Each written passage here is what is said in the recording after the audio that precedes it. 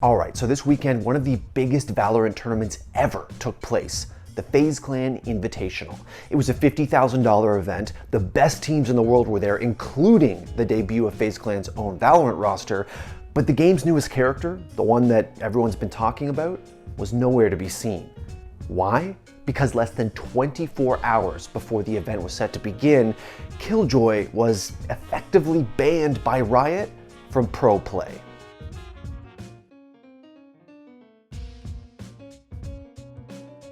Okay guys, before we go on with the rest of the video, I have to let you know to head on over to twitch.tv/theScore esports when we're done here. Hit the follow button and turn notifications on because we're going live on the regular and we've got content on Twitch you can't find anywhere else. All right, so last week, Act 2 of Valorant went live and we got a new battle pass, new skins, tweaks to matchmaking, a deathmatch mode, and a new agent. Countdown initiated!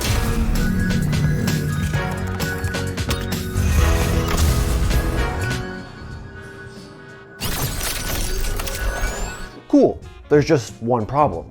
Killjoy is kinda busted. The second she came out, YouTubers were already filling their timelines with clips that looked a little, let's say, cheeky. We're talking hiding her Nano swarm grenades in terrain. We're talking using all three of her abilities for disgusting wombo combos that basically mean the enemy don't get to play the game, and her turret unintentionally acting as a wall hack. Wait. Killed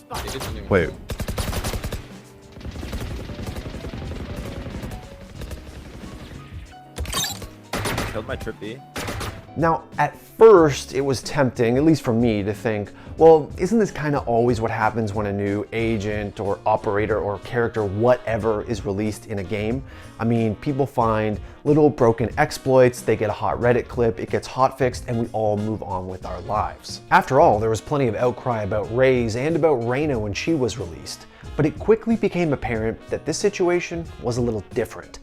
Why? Because last Wednesday night, FaZe Clan announced that at the request of Riot, Killjoy would be disabled for their Valorant Invitational. Now, we did reach out to Riot for more information on why Killjoy could, quote, negatively impact the competitive integrity of this weekend's tournament, but unfortunately, as of the filming of this video, we haven't heard anything back. So I talked to FPS commentator Vansili, who worked the FaZe Clan Invitational, and he told me that he figures the request from Riot to disable Killjoy was a combination of both the bugs and exploits that people have been finding and problems with her actual kit. You know, you saw all the posts that came out before Killjoy came out on that Tuesday. Everybody was already like, rah, rah, rah, I'm not too sure how Killjoy is going to be in the meta. Everybody's actually talking about the turret the whole time. But actually the turret wasn't so bad as soon as it came out. It was more like the rest of her utility in terms of, for me, the Nano Swarm and her ultimate, which is the lockdown. I think it's a little bit overpowered. And I think there was already ways from abusing those abilities without really discovering bugs. And already there was already bugs that were found, right? So I think it only made sense to stress test and make sure that we took the agent out so it doesn't break the like the competitive nature of that tournament. So at least for me, I think it made a lot of sense. I think for a lot of the players, they were really happy about that too, just because they had no days to prepare. So it made sense in that way. Vansili told me that while a lot of attention has been paid to Killjoy's turret and her ult, it's really the Nano Swarm grenades that are the problem. Now, if you haven't played Valorant in the last week, the Nano Swarm grenade is something that Killjoy can throw that detonates on command, not on a timer or by proximity, is invisible until it goes off, and she gets 2 of them per round. It's basically a remote control molly, ×2. So when and how are we going to see Killjoy actually used in pro play? Well, Vansili, for one, thinks that fixes are coming soon, and we won't have to wait until the next scheduled update by Riot. I definitely think there's going to be a hotfix coming up. I mean, if it's already been announced by Riot 2 days before the FaZe Invitational, and it said, guys, this is on us, like they tweeted this out, they said, guys, it's on us, just to maintain the competitive integrity, we decided not to add Killjoy into tournament play for the upcoming FaZe Invitational, which just passed last weekend. So that means they realize that it's not only bugs that are really breaking the agent right now for Killjoy, but there are certain tweaks that needs to be done. So I think knowing Riot and knowing how they listen to the community and are very good with communication with the community, I expect more of a hot fix than a change on a different act or a chapter. Now, don't get me wrong here, guys. It is a good thing that Riot and their Valorant team came out, sort of owned up to their mistake, and asked that Killjoy be disabled for this tournament. Sure, it's a little disappointing for those of us who really wanted to see what the pros could do with Killjoy, but banning her, effectively, goes a long way to keeping the competitive integrity of an esport that is very much still in its formative stages. For those of us who are fans of Counter-Strike, it is a refreshing change from the Valve approach of, oh, is this thing broken? We'll fix it in 8 months. Looking at you, Og. Been so long, hasn't it? It's day 7 and they still don't know that he's one of them, and they're gonna line up. Oh my god, the AUG, it comes through beautifully, triple for him, and he's gonna close it out. A wonderful ace here. Now, Killjoy wasn't the only hiccup for Act 2's release. Some people are really disappointed in the deathmatch mode that Riot pushed, which by the way is essential to any competitive FPS that takes itself seriously. So what's the problem? Well, let's be honest here. Valorant's deathmatch is less of a live practice arena and more of a pointless game mode all on its own. Just some tweaks again. I think it's just the fact that you're able to see everybody that's on a blip on a radar. The whole aspect of deathmatch is not trying to win a deathmatch, it's trying to improve your skill.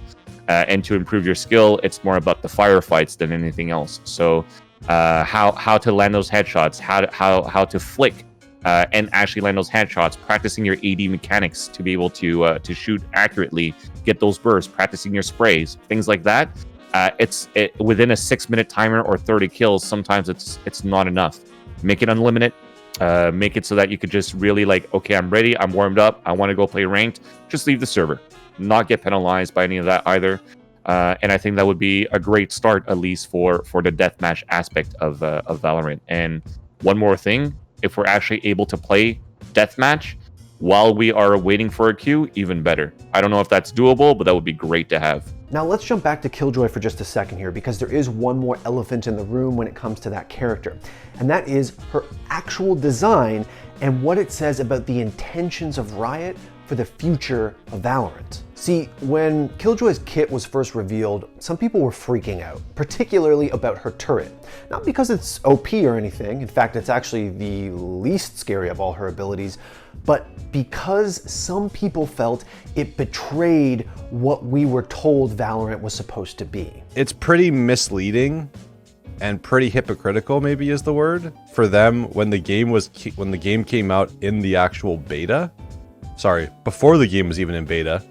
When the game was in alpha, they came out and they very publicly said exactly what my chat is spamming right now, which is, to be clear, in Project A, shooting matters. You don't kill with abilities. Abilities create tactical opportunities to take the right shot. Characters have abilities that augment their gunplay instead of fighting directly with their abilities. The question arises. Valorant was supposed to be like CSGO, but if we keep getting agents like Killjoy, in a year or two, are we looking at something more like Overwatch? Well, I asked Van Silly, and he said it's hardly time to hit the panic button just yet. You have to take that with a grain of salt. I think sometimes when you're talking on the spot and stuff like that too, it's like you're just like, just as I'm telling you, we're like kind of theorycrafting things at the same time, but we don't really know what's really happening behind the scenes. So just to have the assumption that we're going to have agents with shields or tanks or something like that, I don't think it's going to happen. I don't think this is going to turn into like a DPS healer support tank kind of thing like we see in Overwatch. I think for Riot, the main idea as they're going to fall back towards the main first tweet when it was announced as Project A. It's like, it's not about the abilities, it's about the kills and still about your skills with firing a gun. Okay, I have here a Klingon English dictionary, which I got from a used bookstore. And let's look up how to say Killjoy in Klingon. There's gotta be like 10 Klingon words for kill, right? Oh, I'm looking up the Klingon words. I need the English. Oh my God. Kill. Ho. Ho. Ho. That's funny. Okay, joy. Let's look up joy. They have no word for joy? Okay, let's look up happy. Happy, be happy. Cook. Killjoy in Klingon is ho cook. Ho cook. Ho cook is busted, bro. Kapla.